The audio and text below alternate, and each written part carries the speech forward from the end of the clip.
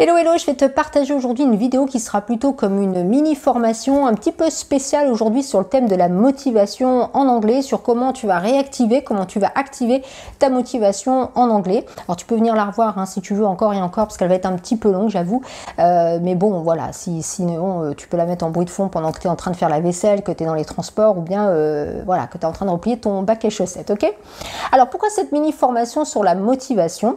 Parce que j'ai fait un sondage et la même chose revenait tout le temps sur manque de motivation, manque de persévérance, manque de pratique en anglais. Donc tu as connu ou peut-être que tu connais hein, voilà, des moments de découragement dans ta pratique, des moments où tu te dis I'm sorry that I can't speak English. Je sais pas si je vais y arriver, c'est trop dur. Tu as essayé plein de fois de te former sur les applications en ligne, etc. Et puis tu as arrêté avec cette grosse frustration de ne pas avoir été jusqu'au bout. Ok?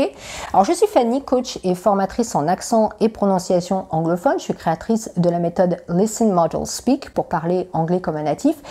Si tu ne me connais pas encore, donc abonne-toi maintenant pour recevoir mes meilleures astuces. Donc pourquoi cette vidéo elle est très importante aujourd'hui? Parce que je veux que tu aies confiance en toi et que tu te fasses confiance. Ok? Surtout que tu ailles jusqu'au bout du processus. Et je voudrais aujourd'hui aborder une question, un problème qui est très récurrent, c'est d'aller au bout. C'est de ne pas faire l'éternel recommencement en anglais et aussi de t'expliquer pourquoi tu as affaire à des hauts et des bas. Comme pour tout, quand on apprend quelque chose de nouveau, quand on est voilà, confronté à une nouvelle situation, bah, tout n'est pas rose. Bon, dans toutes les situations, y compris dans l'apprentissage d'une langue, et notamment ici l'anglais, on a ces hauts et ces bas, et on tombe sur des obstacles. Et moi-même, j'ai rencontré plein d'obstacles quand j'ai démarré. Tout ce qu'on a aujourd'hui, ça n'existait pas, ok? Pourtant, est-ce que j'ai abandonné? Non, j'ai jamais abandonné. Et justement, je voudrais partager avec toi 5 règles d'or qui ont fait que je n'ai jamais laissé tomber et que j'ai jamais procrastiné en anglais. Il y a beaucoup de gens qui me demandent, qui me disent comment tu as fait pour aller jusqu'au bout, comment tu as fait pour jamais abandonner, comment tu as fait pour aimer l'anglais. C'est pour ça que je veux partager ces 5 règles d'or. Et cerise sur le gâteau, c'est qu'elles sont universelles. C'est vraiment... Elles sont universelles parce que c'est des règles qui ont été empruntées à des pionniers dans différents domaines. Et oui, hein, on est des pionniers. Tu es toi-même pionnier aujourd'hui. Alors peut-être que tu n'as pas l'impression de te sentir pionnier en anglais, mais si, parce qu'aujourd'hui, dans la pratique de l'anglais, dans l'apprentissage de l'anglais, il y a très peu de personnes qui s'intéressent à la prononciation et à l'accent. Mais il faut faire ce premier pas, il faut faire ce premier saut de foi, the leap of faith, pour vous propulser en avant. Et justement, je me suis dit, comment je vais pouvoir leur donner ce saut de foi? Parce qu'effectivement, j'ai jamais eu de problème de motivation en anglais. Je vais pas te mentir, j'avoue, j'ai jamais été démotivée. J'ai jamais eu de moment où je me suis dit, bon, c'est bon, l'anglais, j'en ai ma claque, là, moi, je laisse tomber, j'y arriverai jamais, ok? C'est vrai que j'ai jamais ressenti ça. En revanche, il y a eu des moments, effectivement, où je me suis dit, bon, il va peut-être falloir que je rencontre des anglophones. Voilà, j'avais pas de coach autour de moi, d'accord? Donc ça, c'était un petit peu mon défi. Donc si tu veux aller jusqu'au bout et pas abandonner, comme je l'ai dit, ça veut pas dire que tu vas pas rencontrer de hauts et de bas. Mais tu dois comprendre pourquoi de temps en temps ta motivation elle baisse littéralement et que tu te dis c'est bon, j'envoie tout balader. Il faut que tu saches qu'il y a des cycles dans la vie. Comme dans tout, on obéit à des cycles et on va rentrer dans les détails de tout ça tout de suite pour que tu sois complètement en fait confiant en anglais et que tu n'abandonnes plus. Donc même si à un moment tu sens que tu n'es plus trop motivé, que tu sens que voilà, tu vas comprendre pourquoi et surtout tu vas comprendre aussi que il faut juste de temps en temps te laisser un petit peu de moment de répit, un petit peu te laisser tranquille quoi, pour pouvoir repartir sur de bonnes bases. Donc on va commencer tout de suite avec la règle numéro 1. Alors la règle numéro 1 c'est stop comparing yourself to others. Arrête de te comparer aux autres. D'accord? Ne te compare jamais à d'autres personnes. Surtout si c'est avec quelqu'un qui est topissime dans ce domaine. Si tu es francophone et que tu te compares constamment à un anglophone qui lui parle depuis qu'il est né, bah évidemment, voilà, tu vas un petit peu te mettre des bâtons dans les roues.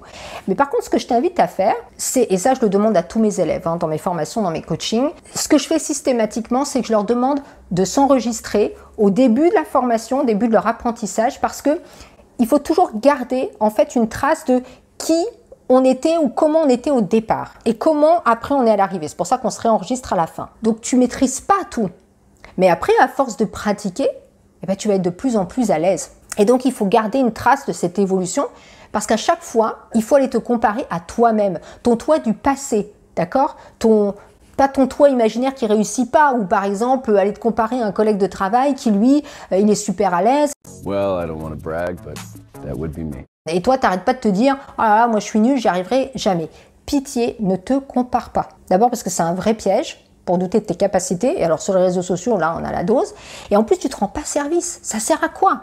À part casser ton énergie, ça ne sert à rien. Arrête de te comparer aux autres en anglais. Compare-toi toujours à ta situation de départ. On en vient ensuite à la règle numéro 2. Sois conscient des phases dans l'apprentissage. C'est Ken Blanchard qui a écrit, donc c'est un auteur américain qui a écrit sur des livres sur le leadership, etc. Et il disait qu'effectivement, quand on voulait acquérir une nouvelle compétence, une nouvelle vie, on passe tous par des cycles. On commence généralement par ce qu'on appelle enthusiastic beginner. Donc on est un peu le débutant enthousiaste. On se dit super, oh là là, vivement que j'apprenne. Ah puis je découvre le module numéro 1, mais waouh, c'est super. Je regarde les exercices, je vais tout bouffer tout cru. Bref, on a une énergie de fou. On se dit c'est les doigts dans le nez, bref. Et puis les semaines passent. Et là, on commence un petit peu à relâcher. Et on passe de enthusiastic beginner à disillusioned learner. Donc on passe à cette personne qui est un petit peu dans le style, c'est pas aussi facile que je pensais, hein. Il faut répéter tous les mots, ah, puis j'ai pas le temps, ah, puis je suis qu'au module 1, et puis j'ai vu que les autres ils étaient déjà au module 3, moi je suis complètement en arrière, et machin, des excuses, enfin bref, voilà. Vous devez savoir que quand vous apprenez quelque chose, tout obéit à des cycles.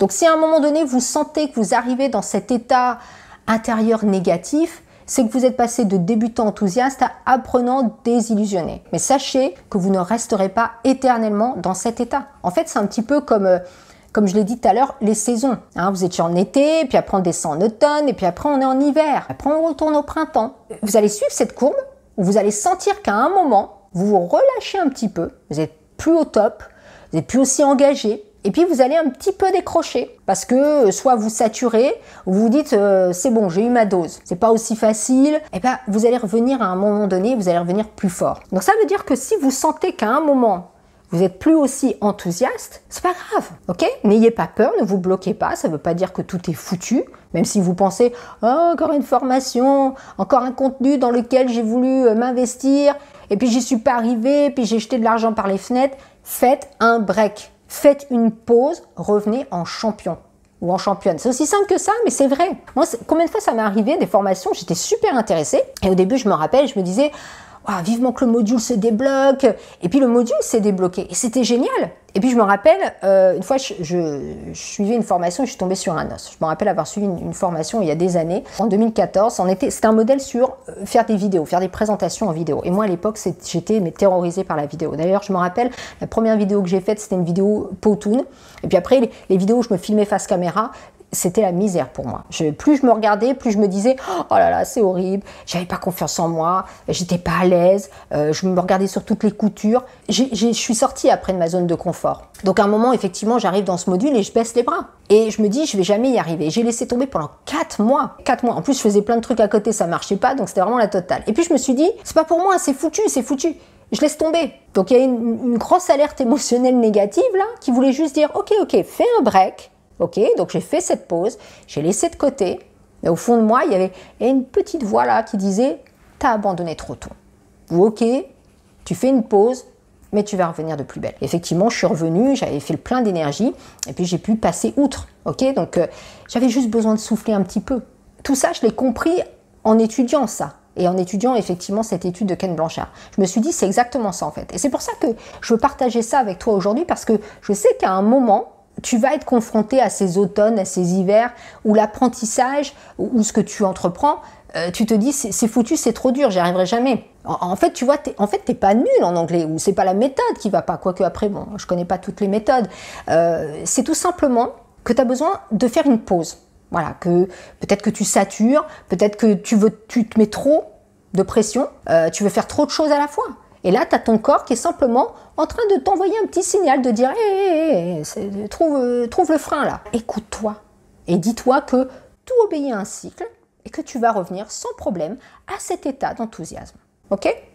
Alors maintenant, on va passer à la règle numéro 3, Manage your focus. Ça veut dire qu'il faut diriger son focus. C'est important. Ce qui est important ici de retenir, c'est que tu dois seulement te concentrer sur ce qu'il y a de positif dans ton apprentissage. En quoi tu t'es amélioré, là où tu es le plus à l'aise. Parce que si tu passes ton temps à dire « je m'en suis pas mal sorti là-dessus, mais bon, tel truc, je suis nul ». Alors là, stop. Ça, c'est un tic qu'on a appris de l'école. D'ailleurs, nos profs qui nous faisaient toujours des petites remarques là sur ce qui n'allait pas. Et on est devenu dur avec nous-mêmes. Vous trouvez pas? Alors qu'on serait super tendre avec un ami. Donc la règle numéro 3, c'est simplement de la bienveillance envers toi, mais de te concentrer uniquement sur ce que tu fais de positif, sur ce que tu fais le mieux. Si tu passes ton temps à te dire « Ok, j'ai pas assuré dans tel truc, ça, j'y arrive pas », bah, tu vas jamais avancer. Il y a assez de personnes autour de toi qui passent leur temps à dénigrer, parce que ça, c'est le sport international aujourd'hui. Dire « Ah, il est nul, celui-là, il n'y arrive pas ». Voilà, si tu dois encourager quelqu'un, bah, c'est bien toi-même. Mais bon, voilà, il faut bien s'encourager d'une certaine manière, il faut bien se saucer, comme dirait ma fille. Parce que si on passe son temps à se dévaloriser comme ça, bah, c'est comme le comparing yourself to others. C'est passer son temps à se comparer aux autres. Donc, s'il vous plaît, retenez ce que vous faites de positif, de bien. Si dans les leçons que vous faites en anglais, il y en a une sur laquelle vous êtes le plus à l'aise jusqu'à maintenant, du style « j'arrivais pas à prononcer les syllabes correctement, j'arrivais pas à mettre l'accent sur la bonne syllabe », mais que maintenant, vous savez le faire, bah, c'est génial. Par contre, si vous savez pas encore bien prononcer, mais que vous comprenez mieux ce que disent les anglophones, bah, c'est génial aussi. C'est sur ça que vous devez vous concentrer, capitaliser sur le succès et tourner votre attention et votre concentration sur ce que vous faites le mieux.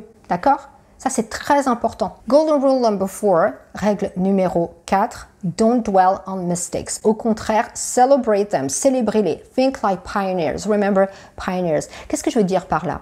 Ne vous attardez pas sur les erreurs, les échecs, les erreurs. En fait, c'est important les échecs, les erreurs. On a toujours l'air de dire « Oh là là, il a fait des erreurs. » Big mistake. Big.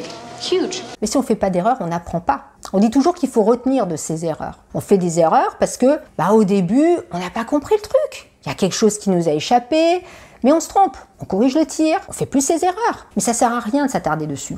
Alors je sais, c'est facile à dire. Moi-même, ça m'est arrivé de faire des erreurs en anglais, de me dire « Oh là là, mais... » ou même dans d'autres domaines, de me dire « Non mais comment j'ai pu faire une erreur pareille ?» Mais ça, c'est vrai que c'est jusqu'à ce qu'on comprenne que les erreurs, en fait, elles ont un certain pouvoir. Elles ont le pouvoir de vous pousser en avant. Donc, ne vous acharnez pas sur vos erreurs. Célébrez-les comme étant des cadeaux cachés que vous faites pour avancer. Ce sont des cadeaux pour votre développement personnel. C'est très important. Alors, je sais que c'est pas facile à comprendre au début, mais pensez aux pionniers. Et vous êtes un pionnier. Les pionniers, vous savez, quand ils ont commencé, ils se sont retrouvés dans des situations à faire plein d'erreurs. Ils étaient les rois de l'échec. Prenez Thomas Edison, prenez Walt Disney. Walt Disney, c'est quand même quelqu'un qui, à la base, s'était fait virer du journal dans lequel il bossait. On lui disait, vous êtes mauvais. C'est même pas la peine d'essayer, vous n'arriverez jamais à rien. Vous êtes médiocre. Vous imaginez Walt Disney. Il a quand même créé une des plus grandes industries du divertissement au monde. Vous avez également Einstein. Einstein, il ne savait pas lire jusqu'à ce qu'il ait l'âge de 7 ans. Il s'est fait virer de je sais pas combien d'écoles. Mais on voit le personnage que c'est devenu. Alors bon, évidemment, je prends ces exemples-là, mais ça peut être aussi des personnes autour de vous, des personnes que vous connaissez, des personnes proches de vous, qui ont été face à l'échec quelque part. Est-ce que pour autant, ils se sont dit « Ok, je suis un raté, je laisse tomber », même là, dans le domaine où vous excellez aujourd'hui. Voilà, vous vous êtes dit « Ok, j'ai peut-être pas fait comme il fallait, je vais rectifier le tir. » Et puis, je vais changer ça. Je me rappelle, j'écoutais un audio de Tony Robbins.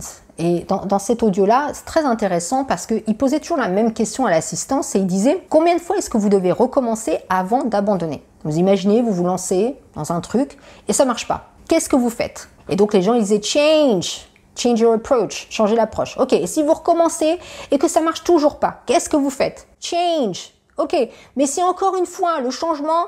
Vous le faites et il a posé la question, je crois, il a bien posé la question 5 ou 6 fois. Et à chaque fois, il disait « change your approach ». Donc combien de fois jusqu'à ce que vous trouviez la bonne approche? Ne dites pas « j'ai tout essayé, ça marche pas ». Si vous aviez tout essayé, ça marcherait, ok? Parce qu'il y a forcément une façon, ça marche. Parce que bon, c'est tellement facile d'abandonner, c'est facile de se plaindre. C'est tellement facile de dire « je suis nul, je préfère laisser tomber ». Mais bon, la sortie, quand on sort victorieux, waouh, ça c'est juste trop génial. Et donc aujourd'hui, voilà, on veut privilégier la facilité, pas faire trop d'efforts, pas se tromper. Come on. Pensez à ces pionniers. Vous avez été certainement dans la peau de ces personnes à un moment donné, qui ont commencé dans un domaine d'activité. Au début, vous n'étiez pas super, vous n'étiez pas brillant, mais à force de vous entraîner, à force de persévérer, eh bien, vous êtes devenu un expert, un véritable champion dans votre domaine. Ben là, c'est la même chose pour l'anglais. Et la dernière règle que je voudrais partager avec vous, si, c'est la dernière, vous inquiétez pas, règle numéro 5, persist in spite of obstacles. Persister en dépit des obstacles. Alors, Dieu sait qu'il y en aura des obstacles. Moi, j'en ai connu plein. Et il y aura des jours où vous serez fatigué. Il y aura des moments où votre langue va fourcher. Il y a des moments où vous allez échanger au téléphone avec quelqu'un et vous allez dire, j'ai rien compris. Mais ça va changer. La vie ne fait qu'évoluer et vous évoluez. Donc, il n'y a pas de souci de ce côté-là. Vous n'allez pas rester au même truc. La répétition est très importante ici. Quand on fait quelque chose encore et encore et encore, eh ben, ça crée des nouvelles connexions vers votre cerveau en envoyant les choses sous un jour nouveau. Rien qu'au début, bon, c'est vrai qu'au début on peut être sceptique, mais quand on a le résultat qui est là, vous ne pouvez pas l'ignorer. Quand vous avez commencé à vous entraîner, que vous voyez qu'il y a de l'évolution, vous ne pouvez pas faire style, j'ai rien vu. Vous ne pouvez pas continuer à vous répéter, non mais c'est trop dur, j'y arriverai jamais. Parce que vous avez la preuve là, en vous entendant, que vous réussissez. C'est pour ça que je disais s'enregistrer et de se suivre. Simplement, c'est quelque chose qui demande un entraînement continuel, régulier. C'est ça, pratiquer une langue. C'est comme pratiquer votre langue maternelle. C'est un processus continu. On fait ça tous les jours, du matin au soir. On parle notre langue tous les jours, du matin au soir. C'est comme ça qu'on parle couramment. C'est comme un rituel, d'accord? Et d'ailleurs, on retient 10% de ce qu'on lit, 20% de ce qu'on entend, 30% de ce qu'on voit et 90% de ce qu'on pratique. Vous voyez pourquoi la pratique aujourd'hui, c'est hyper important dans votre apprentissage. Alors, je voudrais terminer avec une petite phrase de Galilée qui disait « Vous ne pouvez pas enseigner à une personne quelque chose. Vous pouvez seulement l'aider à la trouver en elle. » Effectivement, c'est le rôle que je me suis assigné, moi. C'est-à-dire que, voilà, pour moi, vous avez tout ce qu'il faut en vous. Je vous aide juste à le révéler. Je vous aide à vous en servir. Et après, vous l'utilisez ou vous l'utilisez pas, mais vous pouvez l'utiliser dans tous les domaines que vous voulez. Voilà, moi j'ai adoré partager ces 5 règles d'or avec vous parce qu'elles m'ont aidé dans beaucoup de domaines. Elles m'aident encore aujourd'hui, parce que parfois j'ai des challenges bien évidemment, et elles vont vous aider. Il y avait des moments, moi j'avais l'impression d'être complètement nulle, que j'allais jamais y arriver, mais à un moment donné, je me suis posée, je me suis dit, ok, je suis capable, il faut juste que, voilà, tranquille. Et si je dois parfois me mettre dans des situations qui sont pas toujours confortables, de prendre des risques, c'est le jeu, ça en vaut la chandelle. Et ça, on a valu la chandelle. Et quand on a la récompense au bout, quand on voit les récompenses qu'on peut vivre derrière et le cadeau qu'on peut avoir, ah bah, voilà. Donc j'espère que je vous ai inspiré à travers cette vidéo, j'espère que ces 5 règles d'or vont vous aider à dépasser vos croyances limitantes, que vous allez dépasser vos blocages et surtout que vous allez aimer pratiquer comme je le fais et à plus abandonner. Et si à un moment donné, vous sentez que voilà, ça va pas, et bien repassez-vous ces 5 règles d'or et vous allez voir qu'à un moment donné, vous allez avoir un déclic en fait. Vous allez vous dire, mais oui c'est vrai. Règle numéro 1, arrêtez de vous comparer aux autres. Comparez-vous uniquement à votre ancien vous, il y a 15 jours, il y a 1 mois, il y a 3 mois. Mais ne vous comparez pas à quelqu'un d'autre. Vous êtes unique, ok? Règle numéro 2, soyez conscient des phases d'apprentissage. Tout obéit à un cycle dans l'apprentissage et on traverse tous des cycles. Et c'est pour ça qu'au début, on est super enthousiaste et puis on passe comme ça par des moments où on est un petit peu moins bon, on est un petit peu, voilà, on n'est plus trop motivé et puis ça revient. Donc il y a des pics, mais en fait, ça finit toujours par revenir. Ensuite, règle numéro 3, restez focus, restez concentré, d'accord? Concentrez-vous sur le positif, sur les choses que vous faites bien, ce que vous faites le mieux, ce que vous avez acquis. Il y a des choses dans lesquelles vous n'êtes pas encore au top, vous n'êtes pas encore à l'aise, mais où vous êtes excellent. Et il y en a d'autres, par contre, voilà, qui ne sont pas forcément excellents dans ce domaine. Là, vous l'êtes. Donc, concentrez-vous sur ce positif-là, ok? Règle numéro 4, ne vous apitoyez pas, ne vous attardez pas sur vos erreurs ou vos échecs. Au contraire, célébrez-les comme des cadeaux cachés. Je sais que c'est pas facile au début. Moi non plus, au départ, je partais en complaining mode, en mode plainte. Mais repensez aux pionniers, ceux qui, pareil, on fait des erreurs, même des gens ordinaires, je vous l'ai dit, dans votre entourage, persistez en dépit des obstacles. Rappelez-vous que plus vous allez vous mettre dans un état d'esprit de répétition, de pratique, plus vous allez répéter et plus vous allez inclure tous ces rituels dans votre vie. C'est tout pour ces 5 règles en or. Appliquez-les à chaque fois pour avoir une totale confiance en vous en anglais, pour gérer votre stress et surtout retrouver la motivation pour ne plus procrastiner. Et même si vous procrastinez, pas trop grave, vous reviendrez en pleine forme plus tard, en champion, ok? Pas de souci. Ok, so have a super nice day. Take care. Bye for now.